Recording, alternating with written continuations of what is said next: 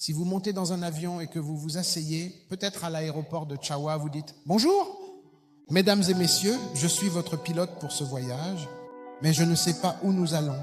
Que va-t-il arriver à ceux qui sont dans l'avion ?» Tout le monde dira « Descendons ».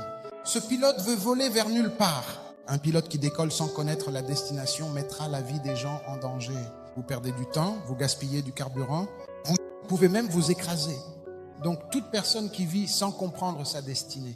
Nous gaspillons des ressources spirituelles et nous serons vulnérables aux distractions. Et nous finirons la vie avec des regrets. Car pas de destination, pas de destinée.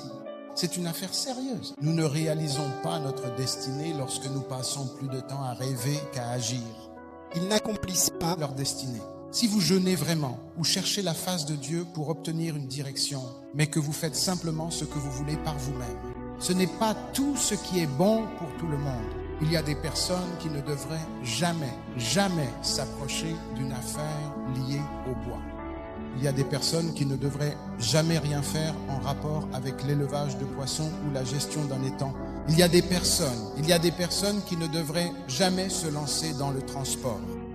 Si vous ne prenez pas le temps de chercher le visage de Dieu, vous ne le connaîtrez pas. Un fermier se promenait un jour dans la brousse et il trouva un œuf. C'était un œuf d'aigle, mais il ignorait qu'il s'agissait d'un œuf d'aigle. Il a pris l'œuf, l'a rapporté chez lui et l'a mis sous la poule pour l'éclosion. Et les autres poussins ont éclos à temps. Mais cet aigle, L'un d'eux a mis plus de temps à éclore. À l'éclosion, il était si différent du poulet. Très laid. Et la plume, tout était différent. Donc, et ceci, l'aigle a grandi parmi les poulets, les regardant de haut comme les poulets, mangeant des chattes comme les poulets, et ils grandissaient ensemble. Un jour, un homme passa près du fermier et l'appela. Cet oiseau n'est pas une poule, c'est un aigle. le fermier dit, Non, c'est du poulet. Il a grandi avec eux. C'est un lâche. D'où vous disputez avec cet homme. L'homme est parti. Un jour, à la ferme, maman aigle volait dans le ciel et aperçut cet aigle parmi les poules.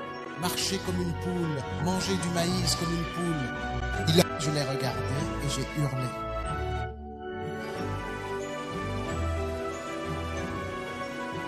Le négociant leva les yeux pour la première fois. Il baissait les yeux, honteux. Il leva les yeux et vit, on dirait la grande bouche d'un homme. Et il continua. Madagascar est revenu. Il était un peu déprimé. Puis, à ce niveau, il commença à freiner ses propres élans.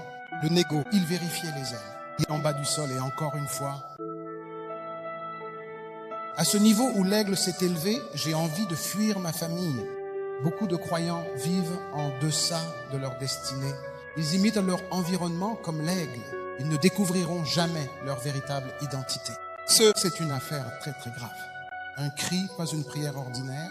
celui-ci, Ceci est des prières hurlées avec force qui me repoussent bien loin de mon destin. Oh.